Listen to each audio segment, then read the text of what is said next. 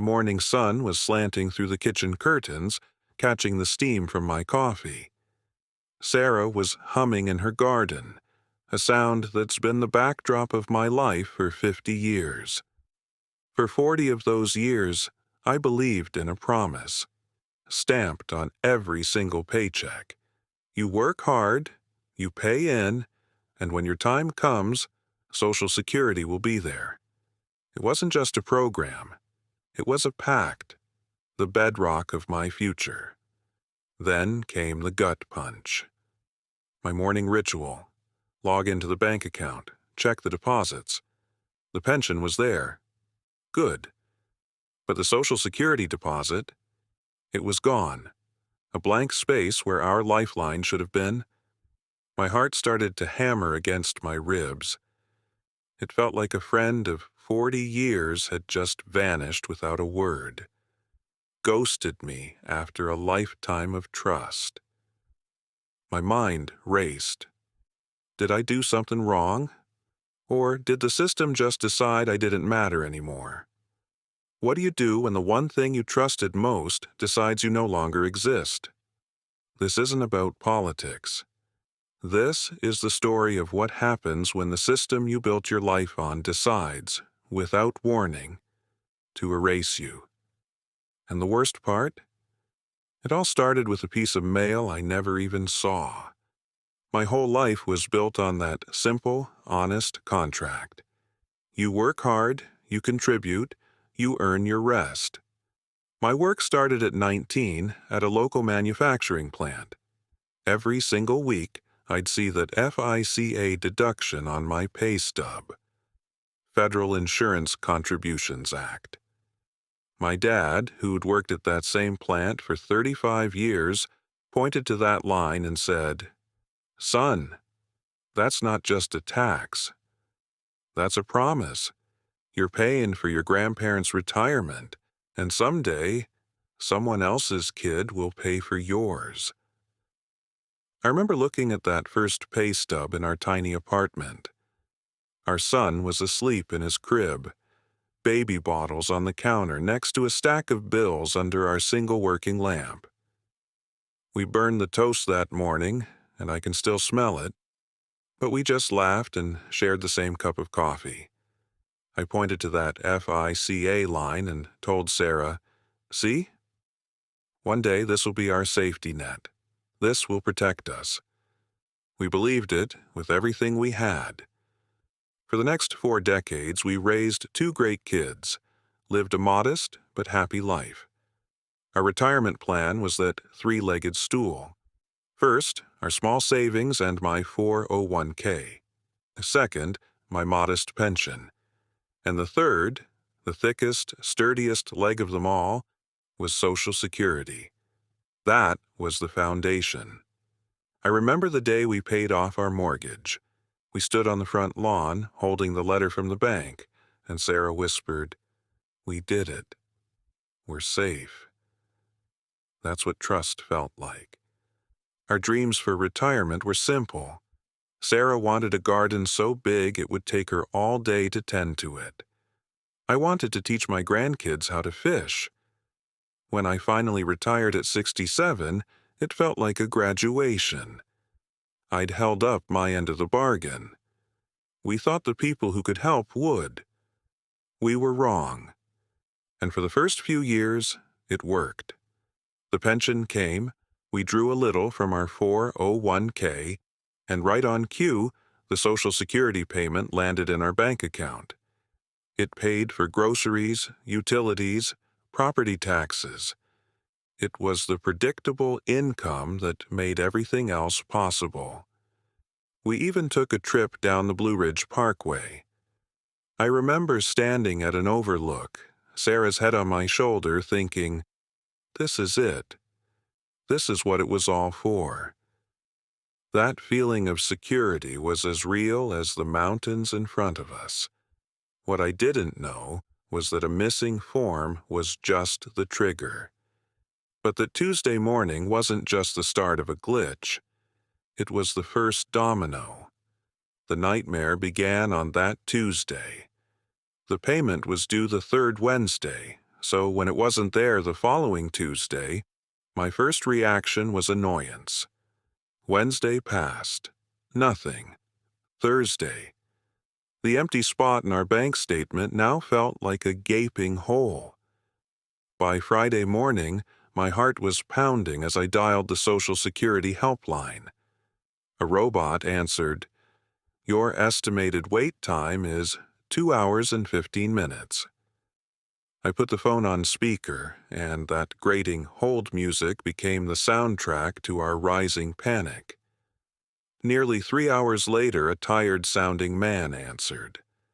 I practically spat out my name. A long pause. Then, the words that broke everything. "Sir, I'm seeing a flag on your account. Your benefits have been suspended." Suspended. The word hit me like a physical blow. Suspended? Why? It says here we sent you a Form SSAL 978. We didn't get a response, so it's a whereabouts unknown suspension. Whereabouts unknown? After 40 years of paying in from the same town, the same life, it was like my entire work history, my very existence, had been deleted with a single keystroke. I wasn't a person, I was a lost file. I never got any notice. His reply was a verbal shrug. "Sir, the system shows it was mailed." He was calling me a liar. Little did I know, help would eventually come, but it wouldn't be from the people I expected. It wouldn't be from anyone inside that cold, faceless building. That Monday, we drove to the field office. The line snaked out the door, a portrait of quiet desperation. In line, we talked with a veteran whose disability checks had stopped because the system mixed him up with another man with the same name. "Been 3 months," he said, his voice hollow. "I fought for this country. Now I gotta fight its paperwork." We weren't just individuals in a line. We were a community of the forgotten. 3 hours later, our number was called. The woman slid the infamous form under the glass. 1 page. It had derailed our entire life. I showed her our electric bill. She stamped the form. "Okay," she said. "I've processed the reinstatement." Relief washed over me. "So, we'll get the one we missed?" Her next words plunged me right back into the nightmare. "Benefit should resume on your next payment date. The back payment could take 30 to 60 days. My jaw dropped. 60 days? My wife needs her medication. We can't wait 2 months. She looked at me with a flicker of sympathy. "I'm sorry, sir. That's the standard processing time." We walked out of that office feeling completely gutted. It felt like Social Security, this thing I'd paid into my whole life, had looked me right in the eyes, and then turned its back and walked away. We thought the worst was over, but we hadn't yet met the monster hiding in the system's fine print.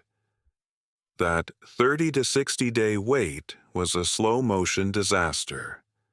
Our comfortable retirement was replaced by a daily tightrope walk of financial survival.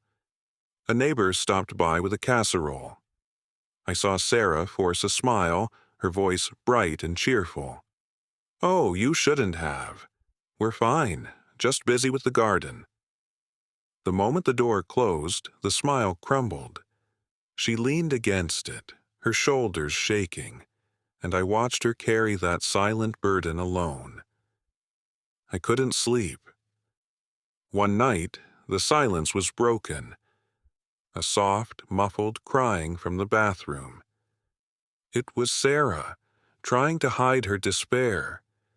In that moment, I felt like the world's biggest failure. Her arthritis medication or our granddaughter's birthday gift. That was the choice.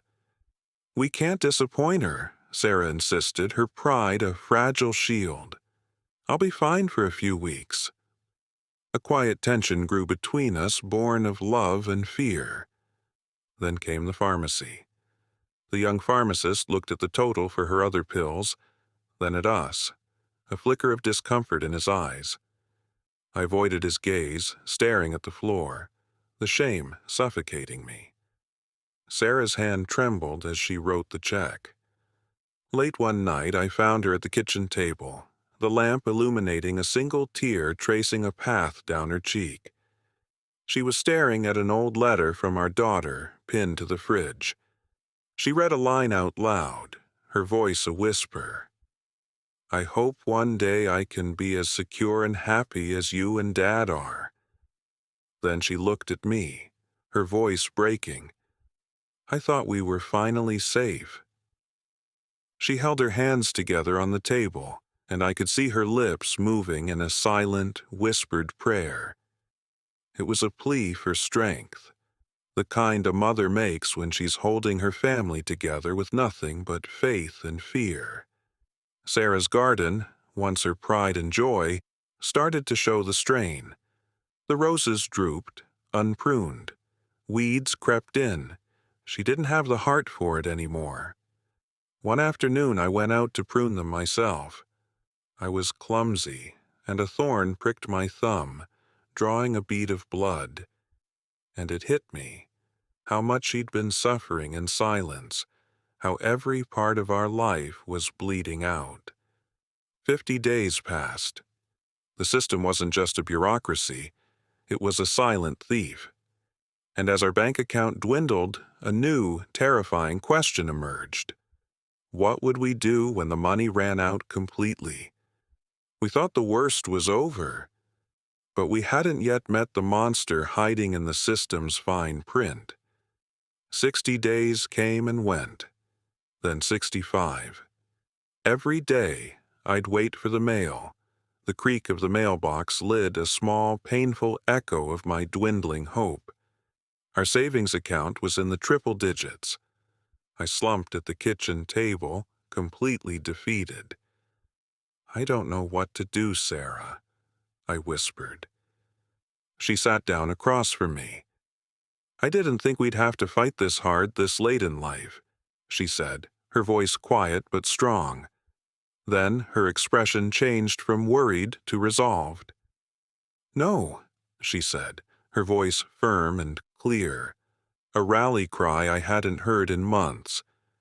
"We are not stuck. We've been polite. We've been patient. It's time to stop asking and start demanding." I looked across the table at her, at the lines of worry etched around her eyes, and suddenly, I didn't just see my wife of 50 years. I saw the fierce, determined girl I'd fallen in love with, still there, still fighting for us. Despair turned into focused anger. The next morning, my call was different. "My name is Protagonist's name. I was in your office 66 days ago. The 60-day deadline has passed. My next call is to my congressional representative's office.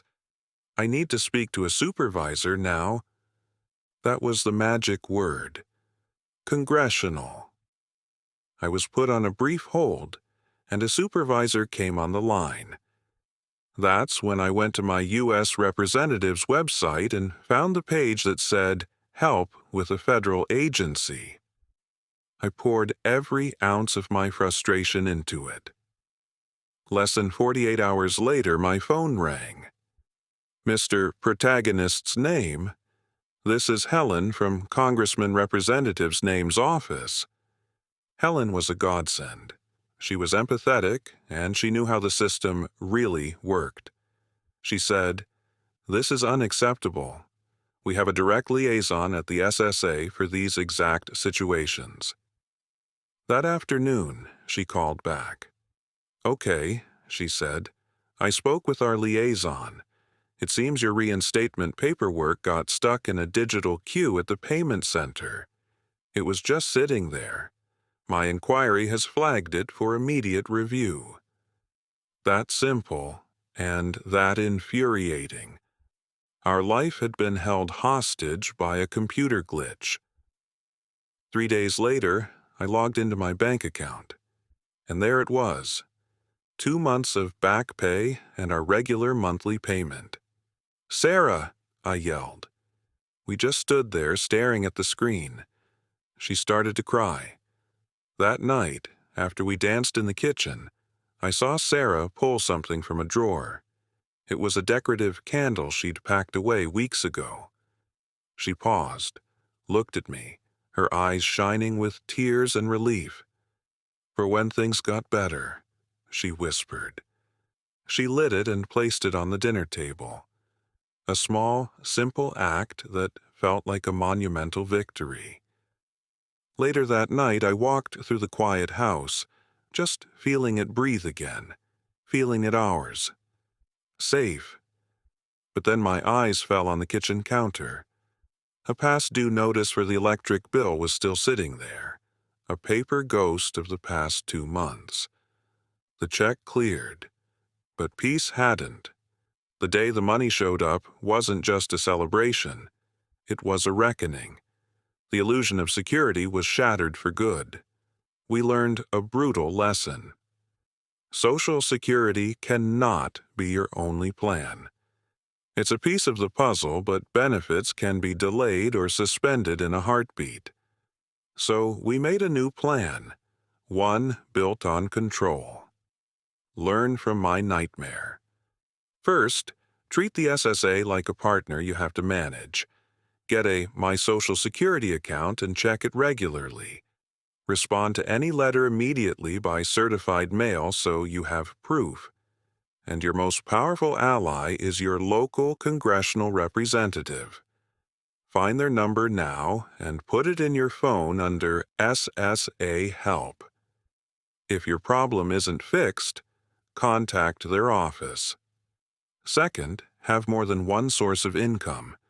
Your 401k and IRAs are your lifeline because they are your money. You control them.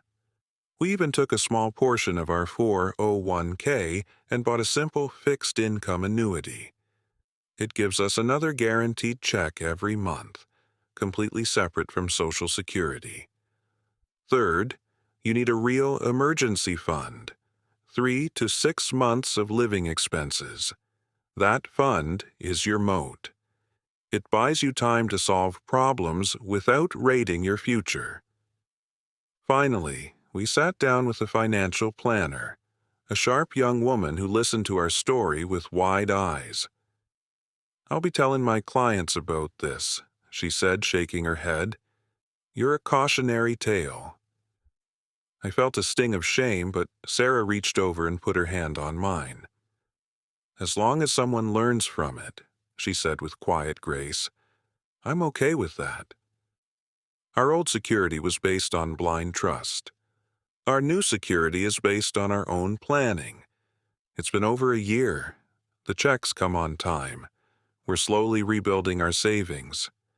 But that unshakable faith I had in the Social Security promise is gone.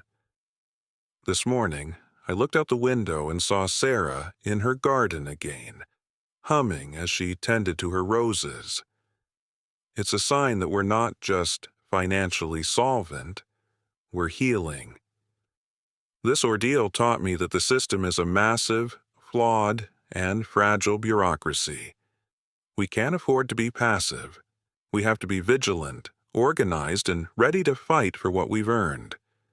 This isn't about scaring you. It's about empowering you. Ask yourself, if one of your income streams vanished tomorrow, would you be okay? Don't wait for a crisis to find out. Learn from my story. Build a safety net of your own making, one so strong that no single point of failure can ever bring it down. That is the only real path to a secure retirement. I thought I was alone, but I wasn't. And you're not either. Let's make sure no one else goes through this in silence. If you've been there, share your story in the comments. If you haven't, check on someone who might be. If your parents or grandparents rely on Social Security, send them this. It might just save them from this nightmare. Watch this next for another gripping tale of retirement gone wrong, plus the lesson you can't afford to miss.